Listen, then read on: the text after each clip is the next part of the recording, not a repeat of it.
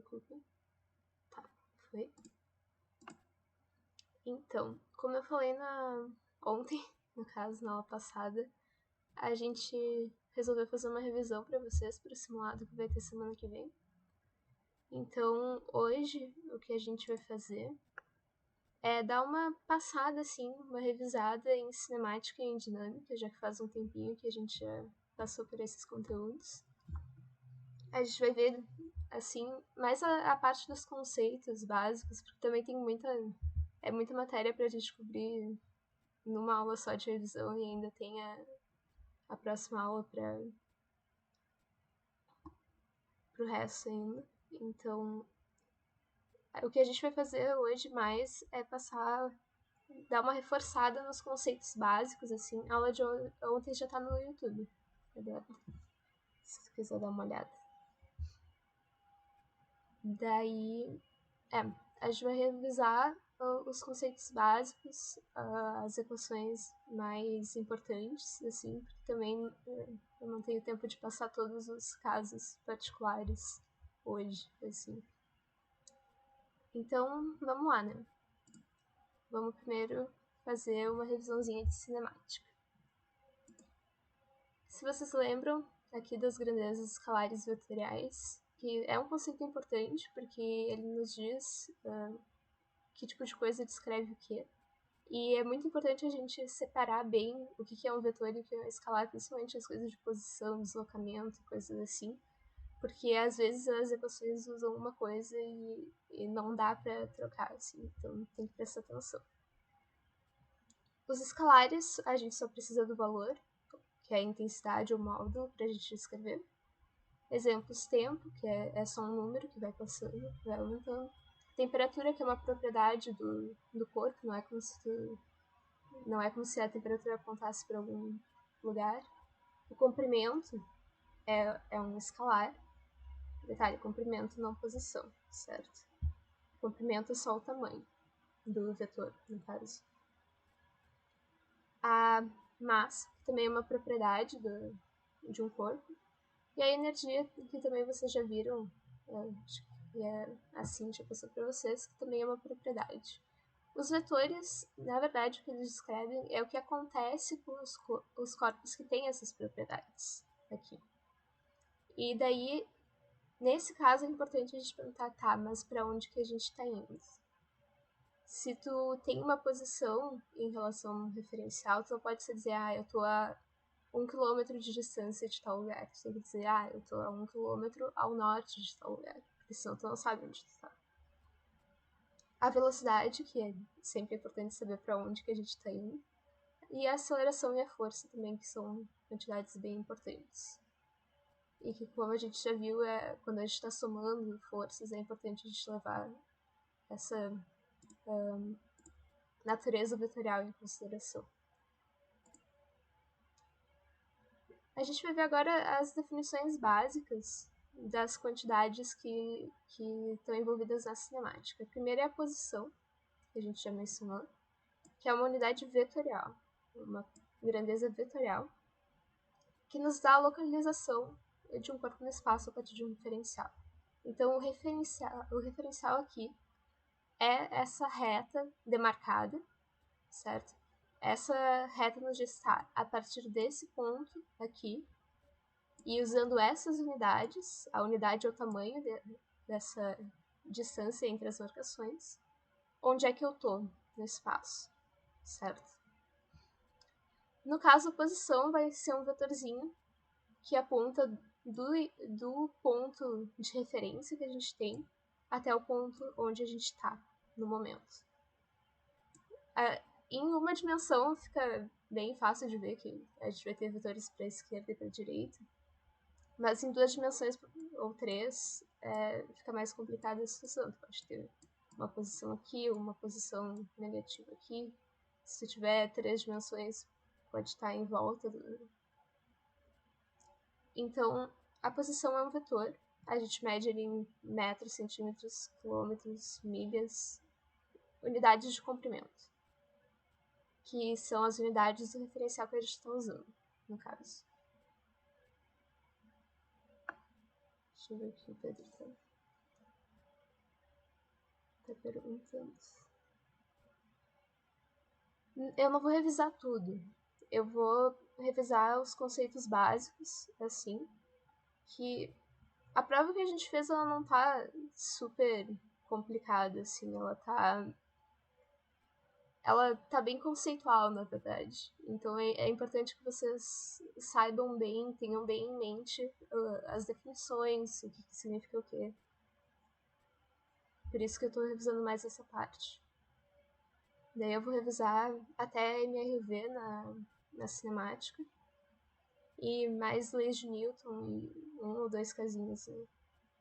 Eu sei. É que movimento circular realmente não tinha tempo pra nessa aula. A gente vai fazer uma revisão bem mais completa quando a gente chegar no final do ano e já tiver terminado a matéria logo antes das provas, que daí a gente vai rever tudo certinho. Tá. Não te preocupe que a gente vai voltar naquilo. E daí a gente tem a distância. A distância é um escalar, que na verdade a distância é o módulo do vetor que liga dois pontos, certo? Daí, no caso, a distância entre aqui e aqui é o módulo de um vetor que vai assim. Daí vai ser 1, 2, 3, 4, 5, 6 unidades, por exemplo. Daí a distância é só o comprimento dessa retinha que une os pontos que tu tá querendo estudar. Tu não precisa de uma direção para a distância, não importa se eu medir com o vetor para cá ou com o vetor para cá, a distância ela continua a mesma. Mas agora, se eu estou querendo saber o que vai acontecer com essa moto, para onde ela está indo, eu preciso usar a posição, no caso. Porque daí importa para que lado eu tô me movendo. O deslocamento é uma variação na posição. No caso, tu vai ter 2 vetores de posição. Um vetor de posição inicial, onde tu começou o movimento, que é esse SI aqui. E tu vai ter um vetor de posição final, que é o SF.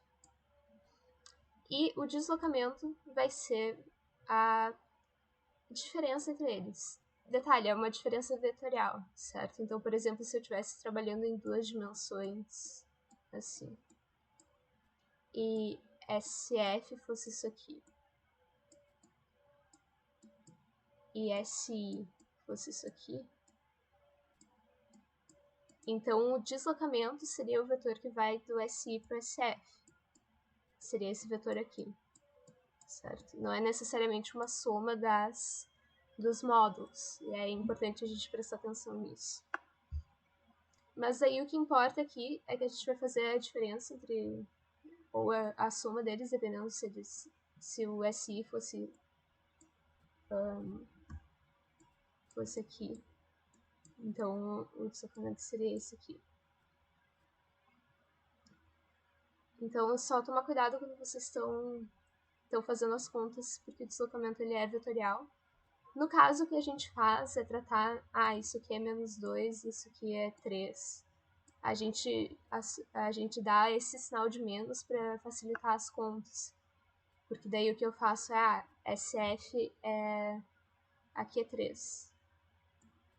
E daí eu faço menos. Aqui, como tá do outro lado, tá 2 unidades para a esquerda, eu botei o sinal de menos, porque daí eu posso fazer só isso aqui. Isso vai ficar 3 mais 2, igual a 5. Que é conveniente daí a gente decidir que um lado é positivo e um lado é negativo, é por isso que a gente faz desse jeito. A distância percorrida é outra quantidade muito importante. Aqui um exemplo em 2 dimensões que fica mais fácil de ver o que está acontecendo. A gente pegou a moto aqui e iniciou um movimento, e depois de um certo tempo a gente chegou nessa posição aqui. Só que a gente não fez esse movimento direto. A gente deu umas voltinhas, foi, voltou. Não foi o caminho mais direto possível, assim. o deslocamento ele não vai nos dizer isso. Ele não vai dar nenhuma informação sobre o caminho que tu tomou.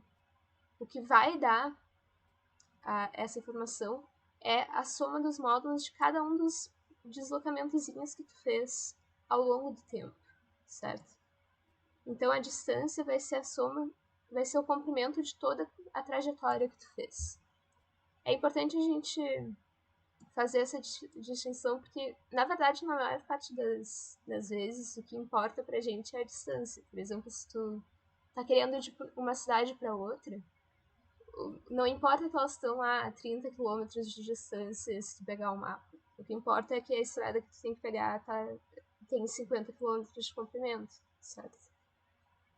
Claro que para as equações da física, na maior parte das vezes a gente vai usar o deslocamento. Então é importante que a gente tenha bem em mente a diferença entre os dois, para a gente não se confundir na hora de fazer as questões. Algumas grandezas que são importantes, além disso. A gente tem várias definições de velocidades. A velocidade, ela é sempre uma variação, ela nos diz o quanto a posição varia, mas a gente pode tirar várias informações dessa velocidade. A velocidade média, esse Vm, é uma grandeza vetorial, certo? E é a razão entre o deslocamento, que lembrem, o deslocamento é o vetorzinho que dá a mudança de posição, e o tempo utilizado para esse deslocamento. Então a gente vai usar o ΔS aqui, para a velocidade média. A velocidade escalar média, como o nome diz, é um escalar, e daí vai ser a razão da distância percorrida pelo tempo. E é importante a gente ter bem em mente que isso aqui é diferente, porque, por exemplo, nessa imagem que a gente fez aqui, a gente começou nessa posição em um certo tempo, terminou nessa posição no tempo final, certo? Se tu for olhar a velocidade média, que é a vetorial, que a gente usa o deslocamento aqui, tu vai usar esse comprimento aqui dividido por aquele tempo, certo?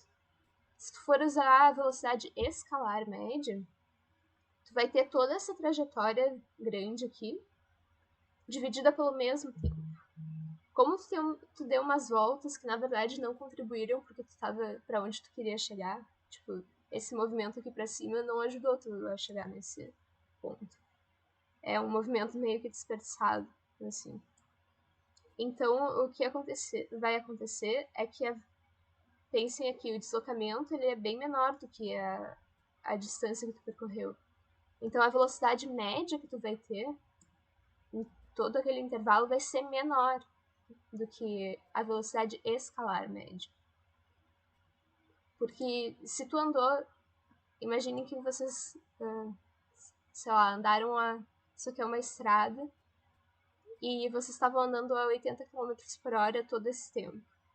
Mas tu fez várias coisas que não te ajudaram tu deu umas voltas, assim, que não ajudaram a fazer esse deslocamento. Então, a velocidade que tu teve de 80 km por hora não está sendo aplicada porque tu estava tentando fazer, que era chegar aqui, do jeito mais rápido. Então, o que vai acontecer é que a velocidade média que tu vai ter vai ser menor, porque tu, na verdade, o deslocamento que tu fez é bem menor do que a trajetória que tu percorreu.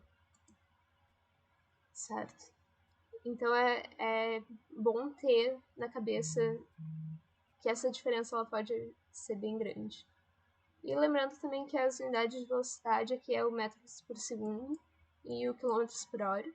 E vocês devem ter feito esse exercício em alguma das aulas de cinemática, que é encontrar essa relação aqui, que é 1 metro por segundo igual a 3,6 km por hora, que às vezes é útil para calcular coisas. Outra quantidade importante é a velocidade instantânea. A velocidade instantânea é o que aparece no velocímetro de vocês quando vocês estão dirigindo, é o que os radares, a polícia, os pardais, eles medem, que é a velocidade que tu está em um dado instante de tempo. E só isso. é a variação que tu está fazendo só naquele momento no tempo. E ela também é um vetor. E também a aceleração, que é um vetor também, que é a taxa de variação do vetor velocidade. E a unidade é metros por segundo ao quadrado. Aqui só relembrando o movimento retilíneo uniforme. Como o nome diz, ele é retilíneo, então está ao longo de uma reta, certo? Uma dimensão só. E ele é uniforme. O que quer dizer uniforme? Quer dizer que a cada instante, a cada segundo, por exemplo, passou um segundo, tu vai andar um certo número de metros.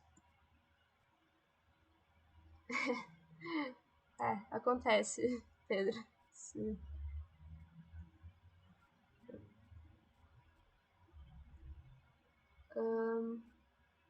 Daí tu anda mais um segundo, tu vai andar a mesma quantidade de... Opa! Todo mundo já fez isso alguma vez. Não te preocupa. Tu passou um segundo, andou um certo número de metros. Passou outro segundo, andou o mesmo número de metros. Passou mais um segundo, mesmo número de metros. É isso que quer dizer uniforme. E é isso que a velocidade quer dizer, na verdade. Se tu tá andando a 10 metros por segundo, quer dizer que a cada 10 segundos, a cada 1 segundo, a tua posição vai se alterar em 10 metros. Então, a gente vai ter um vetor velocidade constante, a taxa de variação da posição é constante, e a aceleração é nula, né? Porque se a velocidade é constante, a gente está numa linha só, então a direção e o sentido não estão mudando, então a aceleração tem que ser zero, né, gente? E essa aqui é a equação fundamental do MRU, que é o que vocês precisam lembrar para resolver questões de MRU. Vocês têm que a velocidade ela é uma constante e vai ser igual à variação da posição sobre a variação do tempo, o intervalo de tempo que vocês estão medindo. Então, vai ser a posição final menos a posição inicial sobre o tempo final menos o tempo inicial, caso vocês não tenham começado a contar do tempo zero. A gente vai ter o MRUV também, que daí ele também é retilíneo, a gente também tá ali naquela reta, certo? Mas aí o que acontece? Vocês começam o movimento aqui, tá, passou um segundo, tu andou isso aqui. Andou um certo número de metros. No próximo segundo, tu andou isso aqui. Não é mais a mesma velocidade. Tu não tá mais andando a mesma coisa a cada segundo. Nesse caso, a velocidade aumentou. E daí, no próximo segundo, tu anda mais aqui assim. Então, vai aumentando ou diminuindo, se for o caso, a tua velocidade, a taxa de variação da posição. E daí, caso a gente fosse olhar a velocidade é que vai variar daquele jeito constante. Se tu tinha, por exemplo, tem 1 metro por segundo de aceleração, e tu começou com uma velocidade de, sei lá, 5 metros por segundo. Passou um segundo, tu vai ter uma velocidade de 6 metros por segundo. Passou outro segundo, vai ter de 7. Mais um tem de 8. E assim por diante. Então, a velocidade ela vai variar desse jeito, ela vai mudar para um valor fixo a cada segundo. Pode ser para mais, pode ser para menos, mas vai ser um valor fixo que vai ser a aceleração. E daí aqui no MRUV, a gente tem 3 equações que a gente pode usar para calcular coisas. A primeira é essa equação aqui para aceleração, usando a velocidade e o tempo. Se vocês forem olhar a do MRU, na verdade, ela é bem igual, certo? A gente tem uma coisa aqui que é a coisa que está constante no movimento, e daí a gente está dividindo uma coisa pelo tempo. É a mesma coisa aqui. Aqui no MRU, a gente tinha velocidade constante e a posição variava por um valor fixo ao longo do tempo. No MRV, a gente tem a aceleração constante e é a velocidade que vai variar por um valor fixo ao longo do tempo. E daí aqui a aceleração vai ser variação da velocidade sobre variação do tempo, velocidade final menos velocidade inicial, sobre o TF menos T, que é o intervalo de tempo que vocês estão medindo. A segunda equação que a gente tem é essa aqui, que envolve a posição, certo? Essa aqui é a equação que vai nos dar a variação da posição ao longo do tempo. Então, o que vai acontecer? A gente vai ter a posição final, e ela vai ser igual à posição inicial mais a velocidade inicial vezes o tempo, mais AT ao quadrado sobre 2. Essa aqui é uma fórmula mais chatinha de lembrar do que as outras. Mas eu acho que o Matheus ele fez a demonstração de por que aparece esse T ao quadrado sobre 2, que tá meio estranho aqui. Que tem a ver com as áreas embaixo lá do gráfico e coisas assim.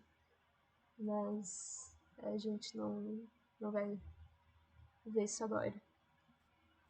E por último, a gente tem a equação de Torricelli, que ela é útil quando vocês não querem envolver o tempo para calcular coisas. Por exemplo, se vocês têm a velocidade inicial e a variação da posição, vocês só querem saber a velocidade final, vocês podem usar essa aqui.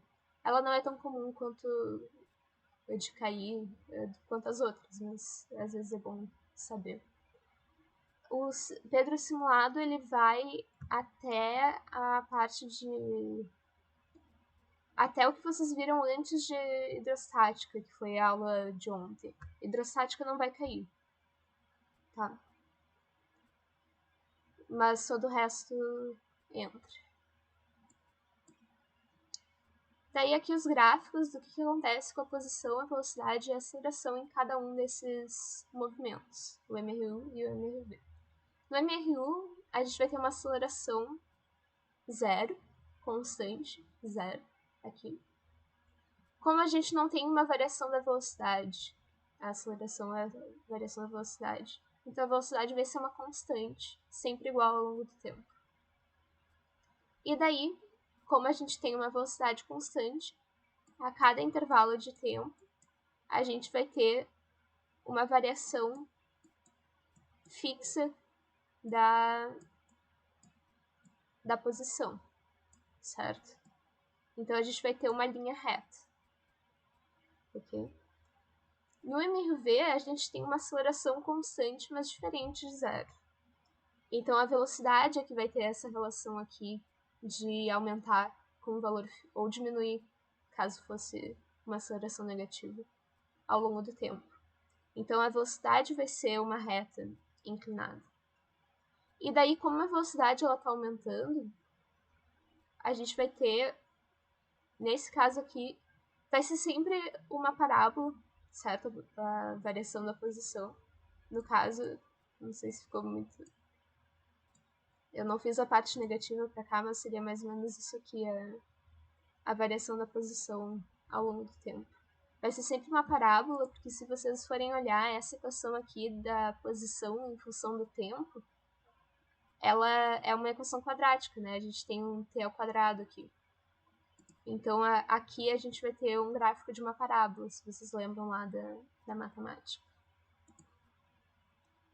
E agora a gente vai repassar um pouquinho de dinâmica, só mais as leis de Newton e uma ou duas coisinhas. Primeiro, lembrando as definições de força, que é uma grandeza vetorial. A força é o que causa mudanças no movimento, certo? Se você tem uma força agindo sobre o corpo, o movimento que ele está fazendo vai mudar. Vai causar uma mudança na velocidade, ou seja, tu vai dar uma aceleração para ele. Tu pode deformar os corpos também, mas geralmente a gente assume que isso não acontece, pelo menos aqui no ensino médio. E a unidade, claro, é o Newton. A massa, lembrando, é um escalar, certo? E ela nos dá quanta matéria tem em um corpo. O que é importante para a gente na dinâmica é que ela vai nos dar a resistência de qualquer corpo à ação de uma força.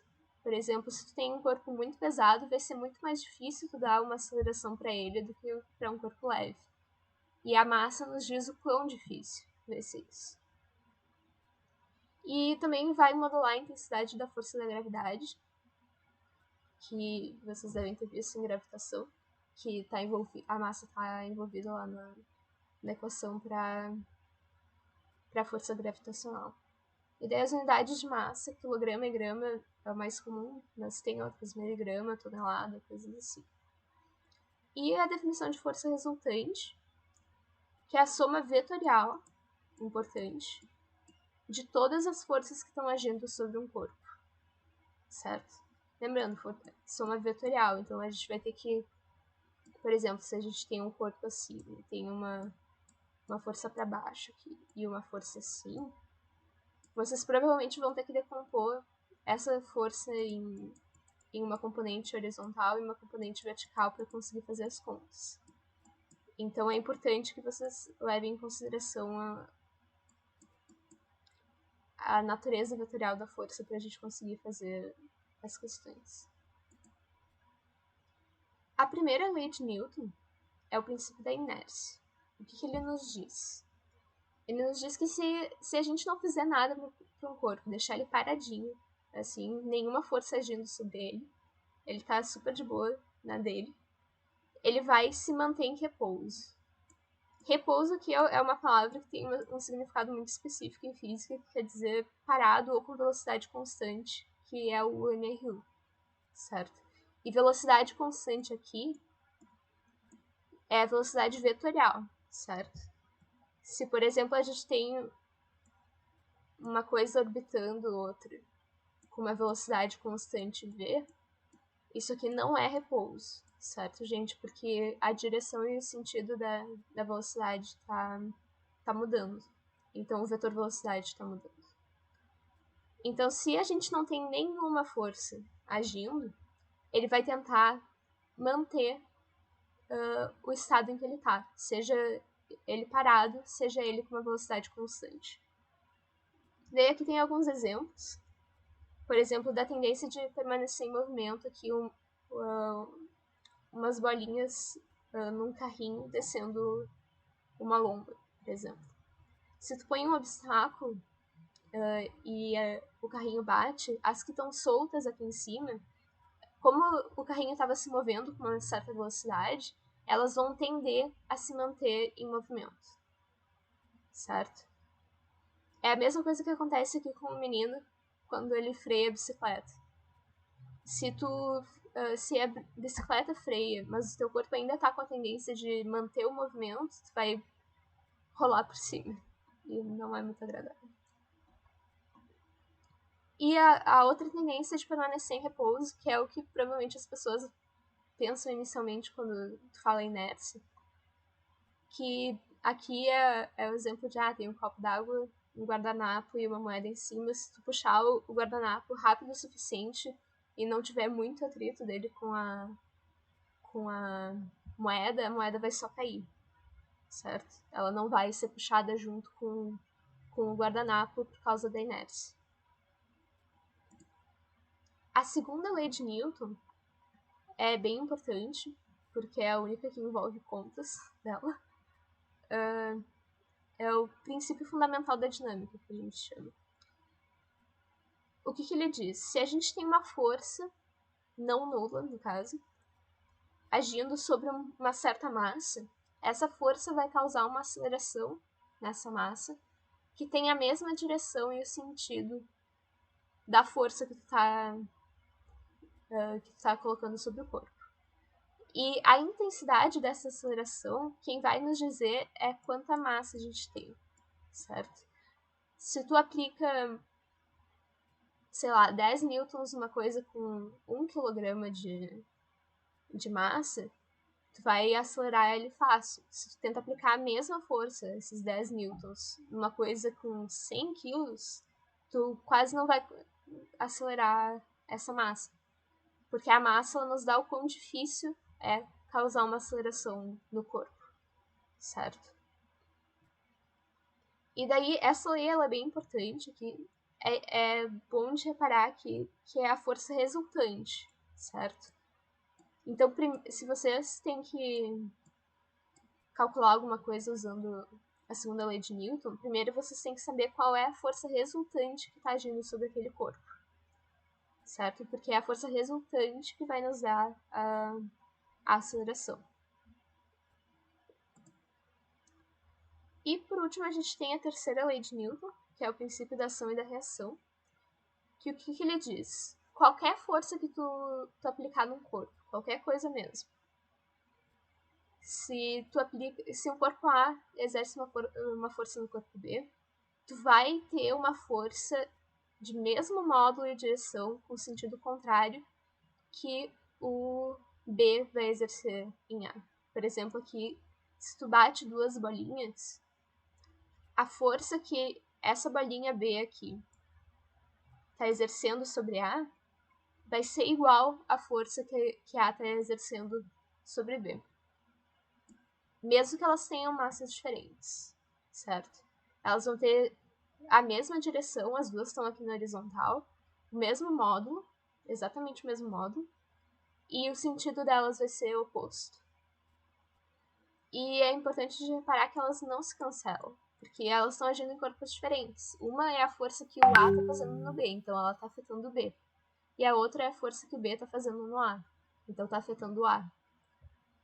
Então, alguns exemplos de pares de ação e reação, por exemplo, aqui no balão, se tu solta ele se tu deixa o ar escapar, o ar que está saindo do balão está empurrando o ar que está em volta aqui no ambiente, e esse ar do ambiente está provocando uma força sobre o balão que vai fazer com que o balão vá para frente, no caso. E daí também é importante de lembrar que os pares de ação e reação é entre os objetos que estão causando as forças, por exemplo. A força-peso, quem está fazendo a força-peso sobre ti é a Terra. Então, a reação da força-peso vai ser a força que tu está atraindo à Terra, certo? Que também existe. Não é a força normal, porque duas coisas. Primeiro que a normal está agindo em ti. O par de ação e reação age em corpos diferentes. A segunda coisa é que a normal, ela é a força que o chão aqui tá causando em ti, não a terra como um todo, certo? É a interação da superfície, se tu estiver em cima de uma mesa ou alguma coisa assim, vai ser da mesa contigo. E daí a reação da normal vai ser a força que tu tá fazendo sobre o chão ou a cadeira ou a mesa, mas não sobre a terra como um todo, certo? E por último aqui, um detalhe sobre sistemas que têm mais de um corpo. Todos os sistemas eles têm que obedecer a segunda lei de Newton, tá? Se tu usar a força resultante sobre o sistema e a massa total, ele vai obedecer, certo? Mas cada corpo que forma o sistema também vai obedecer. Então, a força resultante sobre aquele corpo, tá? Não a do sistema como um todo, vai e usando a massa do corpo, tu vai também obedecer a segunda lei de Newton, certo? Então, por exemplo, aqui... E a segunda coisa é que essas interações entre os corpos dão origem a pares de ação e reação. Por exemplo, aqui, a força F é a força que está agindo sobre o sistema. Daí, essa força F empurra o A contra o B, então o A vai exercer uma força que A exerce em B, F é B, aqui, sobre esse corpo aqui. Mas o B ele vai ter uma reação contra essa força que o A exerce em B, que vai ter a mesma direção, o mesmo módulo e o sentido contrário. Então, se tu fizer a conta para usando a segunda lei de Newton, isso aqui vai ser verdade. A força resultante no sistema, que é o F, e a massa do sistema vão obedecer a segunda lei de Newton. Mas se tu pegar a força resultante sobre A, também vai seguir se tu considerar só o elemento A. E daí essa força resultante vai ser F menos essa força que o B está exercendo em A. Então, é importante prestar atenção nesses detalhes quando vocês estão trabalhando com mais de uma coisa no mesmo sistema, certo? E por hoje era isso, gente. Eu tive que. Eu sei que é bastante coisa pra revisar. Que daí a aula que vem a gente vai ver umas coisas de energia, quantidade de movimento, trabalho, potência. E também umas coisas que o Matheus ele me deixou que ele não conseguiu passar para vocês quando ele estava dando a aula. E daí eu espero que ajude quando vocês forem fazer o simulado. Eu recomendo que vocês façam, se vocês têm algum exercício que vocês não fizeram ainda da matéria que já passou, deem uma olhada, assim, para se preparar. Eu vou deixar uma lista de hidrostática ali na planilha e na pasta da física, mas eu prefiro que vocês foquem no simulado, por enquanto. Eu vou deixar ali só pra quando vocês tiverem tempo vocês fazerem, então. E por hoje era isso, gente.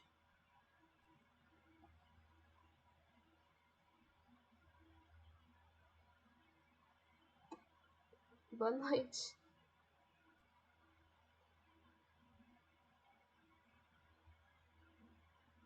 Tchau, gente. Boa aula pra vocês.